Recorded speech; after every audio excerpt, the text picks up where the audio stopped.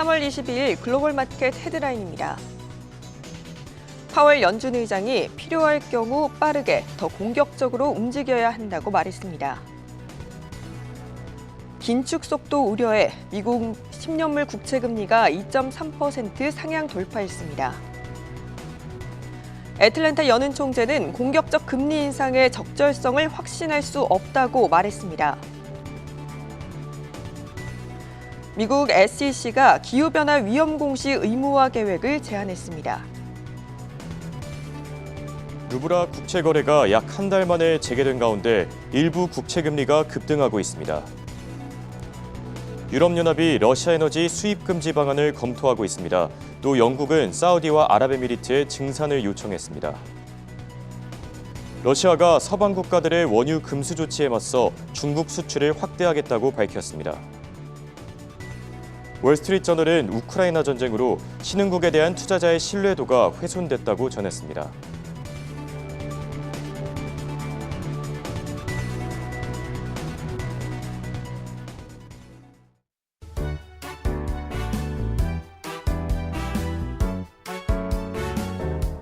여러분 안녕하십니까? 굿모닝 환경글로벌 마켓의 이가은입니다. 안녕하십니까? 홍성진입니다. 시장이 주목하고 있던 파월 연준 의장이 매파적 발언을 쏟아냈습니다. 광범위한 원자재가 급등과 함께 인플레이션이 너무 높다면서 강력한 긴축 대응을 시사했는데요. 뿐만 아니라 높은 인플레이션을 잡기 위해서 기준금리를 50베이시스 포인트씩 올릴 준비가 돼 있다고도 언급을 했습니다. 여기에 이유가 러시아산 원유 수입을 금지하는 조치를 검토할 것으로 알려지면서 국제 유가 또다시 110달러 선을 웃돌았습니다. 정말 한치 앞을 알 수 없는 시장 속에서 저희와 함께 단단한 대응 전략 짜보시죠. 굿모닝 환경글로벌 마켓 지금 바로 시작합니다.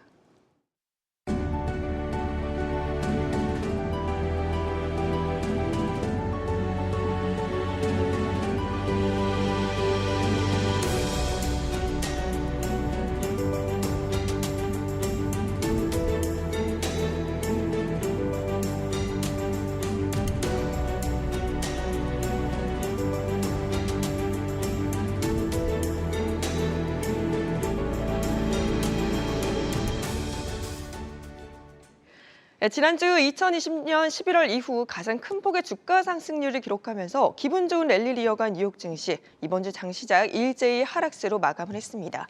중국 여객기 추락 소식으로 보잉의 급락과 함께 다우지수 0.58% 하락하면서 34,550선에서 마감을 했고요. 나스닥 지수와 S&P 500 지수 장 마감을 앞두고 낙폭을 축소했습니다. 나스닥 지수 0.4% 하락하면서 13,830선, 그리고 S&P 500 지수는 약보합권에서 마감하면서 월요일장 시작은 3대 지수 모두 하락세로 마감을 했습니다.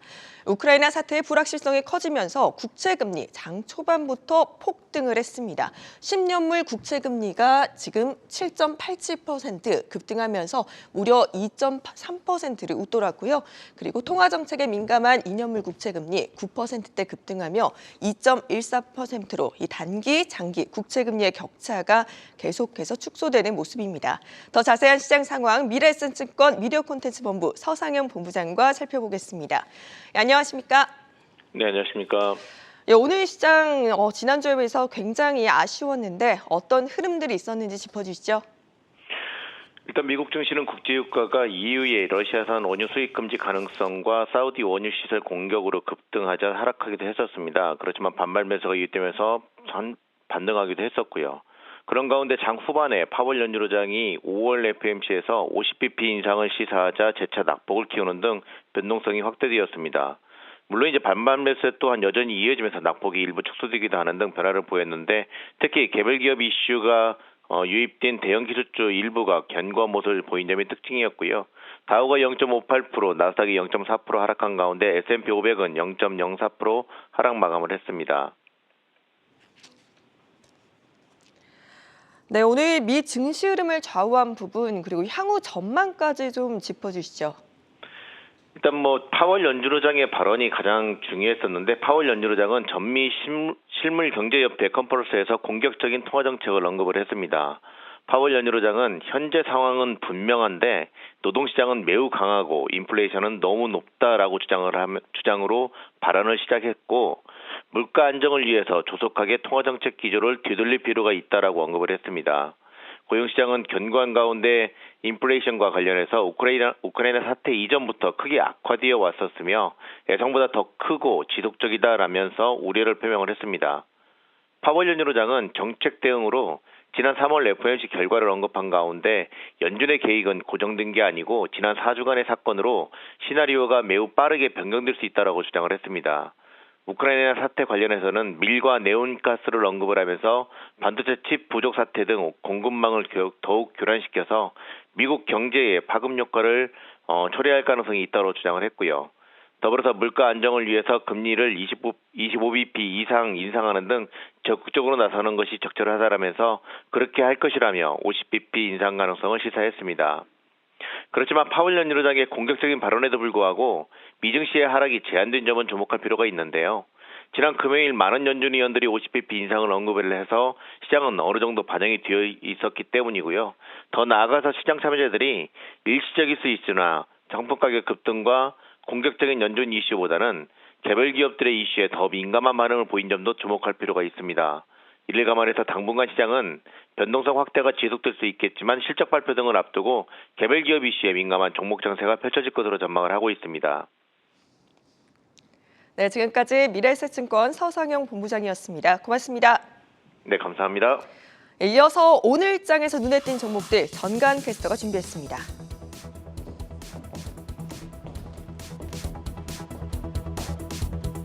네, 3월 21일 월요일 특징주 시황입니다. 주요 기술주부터 살펴보겠습니다. 우선 빵 종목 가운데 대체로 보합세를 보였습니다. 아마존이 0.15% 올라서 3,229달러 선에 마감을 했고 애플 또한 0.85% 소폭 올라주면서 165달러 선에 마감했습니다. 마이크로소프트와 구글은 약보합세 보였는데요. 마이크로소프트가 299달러, 또한 구글은 2,722달러에 마감했습니다. 빵 종목 가운데에서는 메타가 유일하게 2%대 큰 낙폭을 보여줬습니다. 211달러 선에 주가 형성되어 있습니다. 제프리스가 테슬라의 투자 의견을 매수로 재확인했습니다. 하지만 목표가는 1,400달러에서 1,250달러로 내려잡았습니다. 그러면서 테슬라의 거시적 환경과 지정학적 환경이 더욱 위험해졌다고 덧붙였습니다. 이날장에서 테슬라는 1.7% 올라주면서 921달러에 거래됐습니다. 네, 월요일부터 세계 최대 AI 개발자 컨퍼런스가 4일간 열립니다. 주목해보시면 좋을 것 같은데요. 이 행사를 진행하는 엔비디아 오늘 주가 확인해보시면 1% 올라서 267달러 선에 거래됐습니다. ETF들 상황도 보겠습니다. 두 종목 모두 약보합으로 마감을 했는데요. 속스 ETF가 473달러, 또한 QQQ ETF가 350달러 선에 마감했습니다. 그렇다면 개별 종목들의 마감 상황도 살펴보시겠습니다. 네, 현지 시간 21일 승객 133명을 태운 동방항공 소속 보잉 737 여객기가 추락했습니다. 구조대가 현지에 급파되어 수색 작업을 벌이고는 있지만 여객기 동체가 산산조각이나 생존자가 있을 가능성은 적은 것으로 보입니다. 이날장에서 보잉은 3.59% 크게 빠지면서 185달러 선에 마감했습니다. 또한 지난 금요일 시황에서 델타와 보잉 간의 737 맥스 제트기 계약 관련 소식을 전해드린 바 있는데요. 오늘장 델타 항공 주가도 짚고 가시면 4% 크게 내리면서 36달러 선에 거래됐습니다. 네, 모건 스탠리가 GM의 목표가를 50달러로 하향 조정하고 투자 의견으로는 동일 비중을 유지했습니다. 전문가들은 인플레이션과 계속되는 공급망 문제에 의해 차 수요에 타격이 있을 것을 우려하고 있습니다. 제너럴 모터스 이날장에서 2.7% 빠지면서 주가는 43달러입니다. 한편 디즈니는 월요일장에서 빠지고 있습니다. 중국에서 도로 코로나가 심해지면서 상하이에 있는 디즈니 리조트의 운영을 중단했습니다. 월트 디즈니 이날장에서 1.2% 빠지면서 주가는 138달러에 있습니다. RBC 캐피털이 투자 의견을 상향을 하면서 블랙베리가 이날 장에서 1.4% 올라줬습니다. 시장 수익률 하회에서 섹터 수익률 상회로 투자 의견을 올려잡았고 블랙베리의 펀더멘털이 현 주가가 이제 더 맞는다고 덧붙였습니다. 이날 장에서 7달러 선에 거래 마쳤습니다. 조 바이든 미국 행정부가 21일 러시아와 우크라이나 공습과 대러 제재에 따른 타격을 파악하기 위해서 은행과 에너지 기업들과의 만남을 갖습니다. 블룸버그에 따르면 엑슨모빌, 코노코필립스, 마라톤 페트롤리움, 또한 JP모건과 뱅크 오브 아메리카 등의 관계자가 이 자리에 참석할 것이라고 전해졌습니다. 이날 장에서 엑슨모빌은 4.49% 크게 올라주면서 $82 선에 거래 마쳤습니다. 투자의 귀재 워런 버핏이 6년 만에 최대 규모의 투자를 단행했습니다. 현지 시간 21일 버핏이 이끄는 버크셔 해서웨이가 미국 보험사 앨러게이니를 $116억, 우리 돈으로는 14조 원에 인수하기로 합의를 했습니다. 버크셔 해서웨이 이달 주가는 2% 올라주면서 $349 선에 마감했습니다. 네, 추가적인 자사주 매입 가능성과 유럽에서의 혼란이 지속되면서 월요일장에서 로키드 마틴이 올라주고 있습니다. 3% 올라주면서 $440 선에 마감하는 모습입니다. 한편 니오는 차 가격을 융통성 있게 바꿀 수 있다면서도 당장 전기차 가격을 올릴 계획이 없다고 밝혔습니다. 경쟁사 테슬라와 비아드 등은 치솟는 자재 비용을 감당하기 위해 차량 가격을 올린 바 있는데요. 이날 장에서 니오는 2.88% 떨어지면서 $20 선에 마감했습니다. 네, 월요일 장에서 우버와 리프트는 주가가 빠졌습니다. 가솔린 가격이 급격히 오르면서 운전자들이 운행을 피하고 있다는 분석입니다. 이날 장에서 우버는 4% 빠지면서 주가 $31 선에 마감했습니다. 그럼 이렇게 특징주 마감 상황 알아보았고 다음으로 강수민 캐스터의 원자재 시황 이어지겠습니다.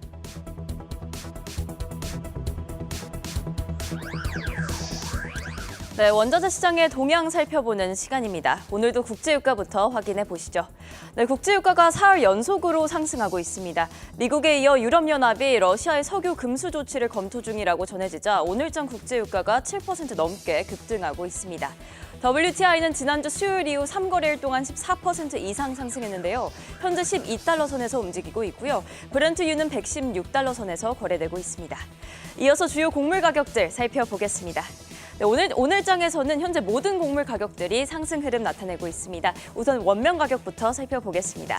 네, 오늘장에서도 좀 크게 올라오고 있습니다. 2%대 상승하면서 130센트에서 거래되고 있는데요. 미국 농무부의 보고에 따르면 미국산 원면 수출 판매가 늘었습니다. 이는 원면 가격 상승으로 이어지고 있는 상황입니다.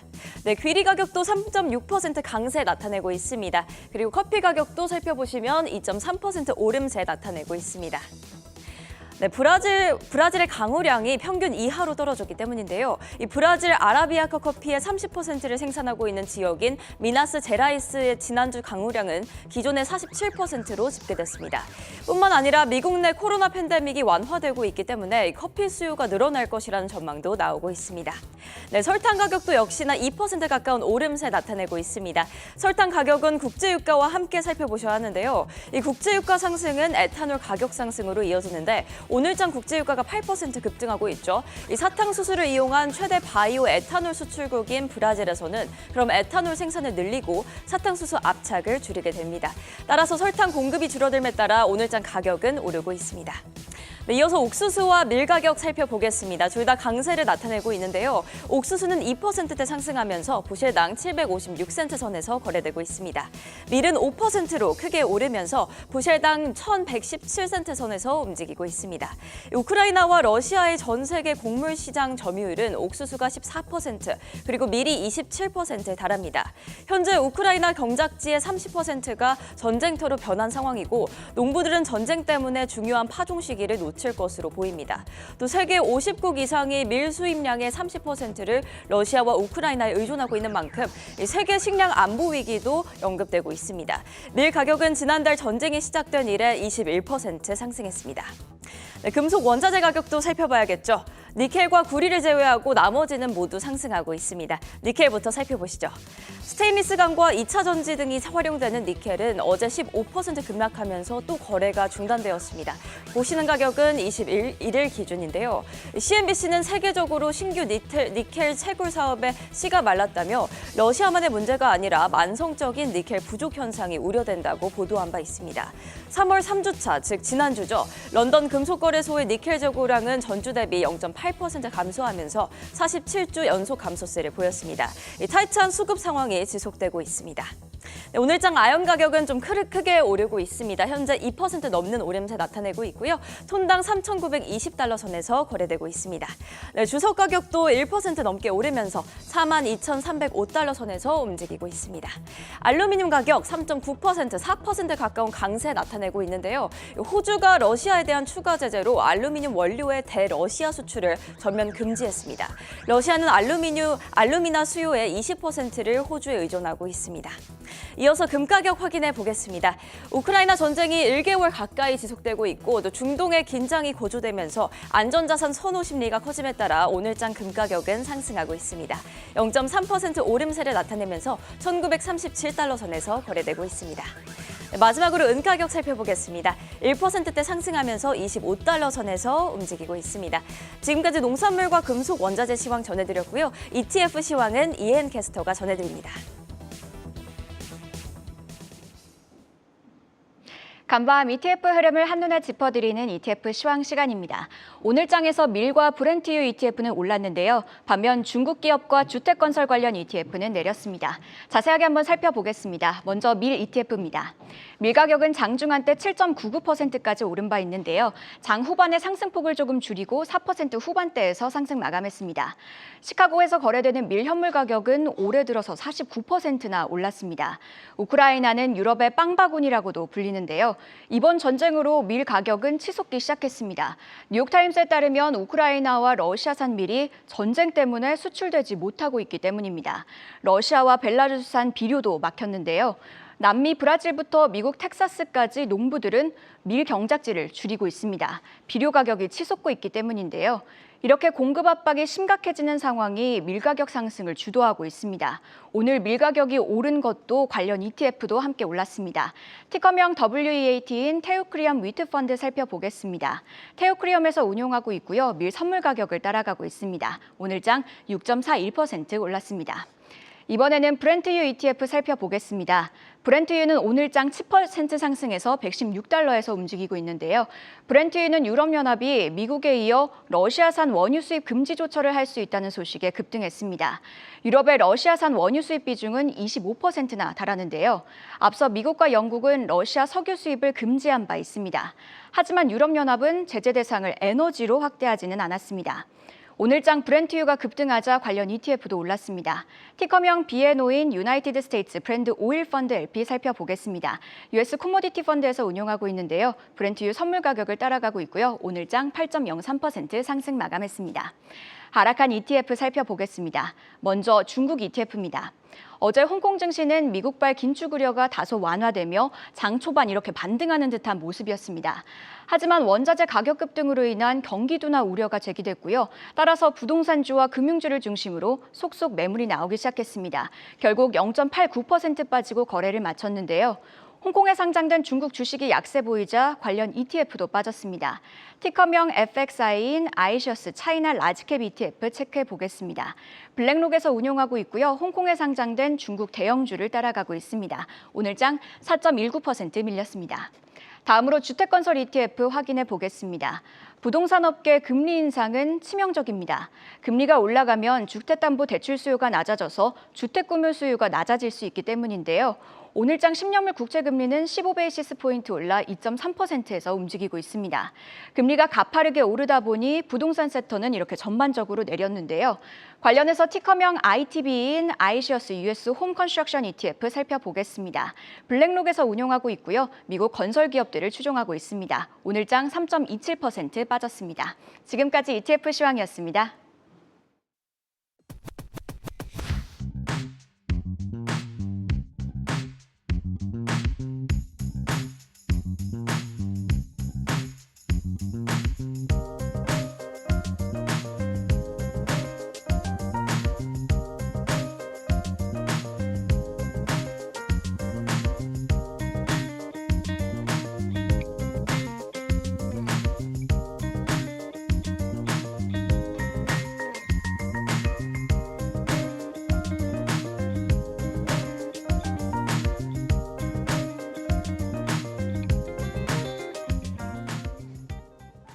네, 글로벌 이슈와 해외 토픽 확인해보는 시간입니다. 미국 증시 3대 지수 일제히 하락한 가운데 오늘은 또 어떤 이슈들이 시장에 영향을 줬는지 바로 확인해보시죠. 먼저 로이터 통신의 헤드라인 살펴보겠습니다. 금리 인상과 관련된 내용들이 올라와 있는데 제롬 파월 연준 의장이 인플레이션이 지속될 경우에 50베이시스 포인트 금리 인상이 가능하다라고 밝혔고 또 애틀란타 연은 총재는 빠른 금리 인상이 과연 적절한지는 확신하지 못한다라고 전했습니다. 마지막으로 미국의 10년물 국채금리가 오늘 2.3%를 돌파했는데 2019년 이후 최고치를 경신한 그런 상황이죠. 아무래도 오늘 시장은 제롬 파월의 연준 의장 이 발언을 확인해봐야 될 것 같은데 어떤 내용들이 나왔습니까? 네, 제롬 파월 미국 연준 의장이 물가를 안정적으로 복귀시키기 위해서 필요한 조치들을 모두 취할 것이다라고 발언했습니다. 특히 공격적인 행보가 필요하다고 여겨진다면 앞으로 남은 FOMC 회의에서 25베이시스 포인트보다 더 높은 수준의 금리 인상도 마다치 않겠다라고 덧붙였습니다. 이는 사실상 50베이시스 포인트의 금리 인상도 충분히 가능한 것으로 분석되고 있습니다. 전문가들은 오는 5월의 FOMC 회의에서 연준이 50베이시스 포인트의 금리 인상에 나설 가능성을 50% 정도로 보고 있었습니다.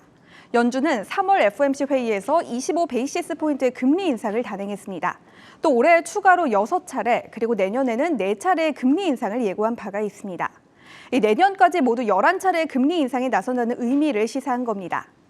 FOMC 회의의 결과가 나오고 난 이후 우려했던 50베이시스 포인트의 금리 인상은 없을 것이라는 안도감과 함께 연준이 적극적인 움직임이 인플레이션 완화를 이끌 것이고 이것이 곧 전반적인 미국 경제의 보탬이 될 것이라는 기대감으로 인해서 이 상승세를 펼치기도 했습니다. 하지만 지금은 상황이 조금 다릅니다. 연준의 인플레이션에 대한 우려가 예상했던 것보다 훨씬 더 심각한 것으로 드러나기 때문입니다. 따라서 더 공격적인 금리 인상과 긴축 행보가 나올 수 있다는 전망 속에서 이 시장은 다소 차가운 모습을 보이고 있습니다.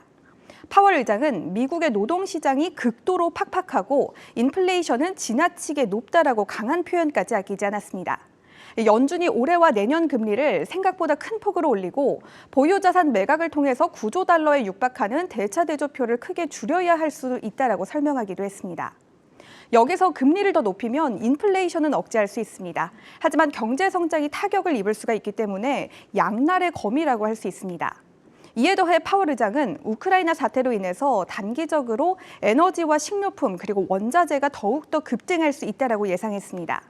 따라서 지금의 높은 인플레이션이 더 오래 지속될 위험성이 높아질 수 있다. 단기적으로 예상하지만 장기적으로도 인플레이션이 불편할 정도의 수준까지 올라갈 수도 있을 것이다라고 평가했습니다. 연준이 신속하고 적절하게 대응해야 한다라고 의지를 표명하기도 했습니다. 이와 관련해서 앞서 제임스 블라드 세인트루이스 연은 총재와 크리스토퍼 월러 연준 이사는 50베이시스 포인트의 금리 인상이 필요하다고 주장해온 바가 있습니다. 이 두 인사 모두 올해 FOMC 회의에서 표결권을 가지고 있습니다. 네, 제롬 파월 연준 의장의 금리 인상과 관련된 소식들 살펴봤고요. 다음은 월스트리트저널 헤드라인 살펴보겠습니다. 네, 중국 광시 지역에서 승객 132명을 태운 여객기 보잉 737이 어제 추락했었죠.